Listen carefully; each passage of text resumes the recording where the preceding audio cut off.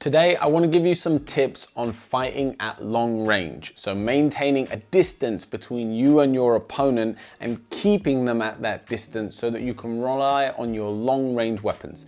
This is particularly useful for you taller fighters, those of you that have the benefit of a long reach, whether it be with your arms or with your legs.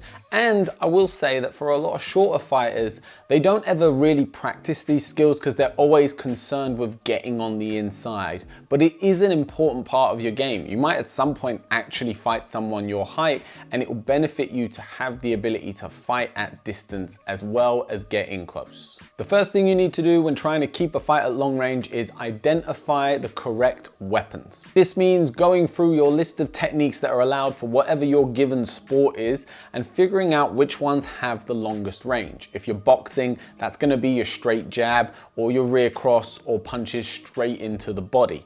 If we're kickboxing or Muay Thai, then we get the addition of those kicks, the teep, front kick, side kick, all of these techniques that go straight to an opponent and straight back. These are our long range techniques. Now you can also include things like your lead leg roundhouse kick. You can even think of techniques like, for example, a hook punch, but with a more extended open angle. Really what we want to do here is identify what techniques can we throw from the furthest distance to our opponent. Tip number 2 is to play with the distance. What I mean by this is start to work on your footwork and in particular work on the push-pull movement. What I mean when I refer to push-pull is push means that we're going forward, we're pushing our opponent backwards, and pull means we're going backwards, we're pulling our opponent in. And you really want to work on your ability to pair these two movements, because if I push someone first and then pull, what I can effectively do is push you back and then create space by moving backwards. We can't always create space by simply moving backwards. You're going to reach the end of the cage or the edge of the ring or the edge of the area. You need to rely more on lateral movement, so moving side to side and creating space with pressure as well as with movement away from your opponent. Tip number 3 is going to be to use fakes and disruptive techniques to stop your opponent getting on the inside. As much as you might want to fight the outside fight, your opponent might have other ideas. Again, if they're shorter than you and you're taller, you can pretty much guarantee that their tactic is going to be to get on the inside, because that nullifies a lot of your advantages. The way you stop this from happening is you practice certain techniques and fakes that give your opponent cause for concern when they try to close the distance. Work on using your jab, your cross, your front kick, again, all these techniques that go down through the middle and lifting them more as a disruption to your opponent trying to move forward.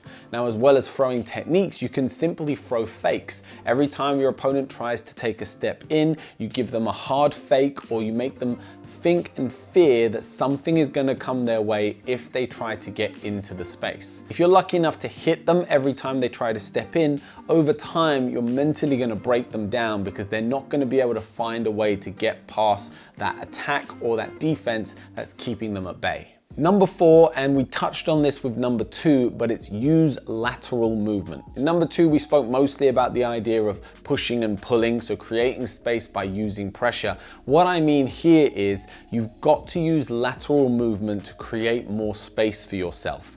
Again, an opponent that's trying to work to get closer to you is going to push forward. If we simply go backwards, we're going to get backed up to the ropes, and that's going to really put it into their advantage in terms of closing the space. The way that we provide ourselves basically unlimited space, whether that be in the ring or in the cage or on the mats, is by going round in circles. Now, you've got to change direction with this. You can't commit to just going one way. You need to be able to cut one way, cut across the other. But by going round in circles, we've got endless amount of space to work, and this is what will allow us to help maintain that range at all times. Finally, number 5, be wary of using techniques that attack round the sides of your opponents. So this is things like your hook punch and your roundhouse kick. I'm not telling you not to use them, I'm telling you to be wary because again, that aggressive forward attacking opponent is going to try to come down the center. So if you're throwing techniques that go around the side, that means that you are going to create a small opportunity for them to find their way in. It's far easier to step in on a roundhouse kick, block it on the arm and step past that leg, than it is to step in on a front kick. The front kick will disrupt you, the disruptive techniques that we talked about earlier. The roundhouse kick, there's an opportunity for that to be blocked, to be caught, and then to be stepped in upon, unlike the front kick. Same thing with our jab is very effective at keeping and maintaining the range, whereas if we're going to throw a hook, we run the exact same risks. People can block it, people can slip it, get on the inside and strike with you. Beyond these 5 tips, I think the important thing to understand is that you need to use all of this stuff in together. It's not enough to simply use long range techniques. It's not enough to simply use lateral movement or to be disruptive with fakes. You need to try to combine all of these concepts in together, and all of that put together makes it very difficult for an opponent to find an opportunity to get in close on you. Remember to move, remember to throw your long range techniques, remember to use fakes and lateral movement. Guys, I hope this has been helpful for you. If it has done, I'd appreciate it if you hit that like button, hit subscribe, and we will see you on the next one.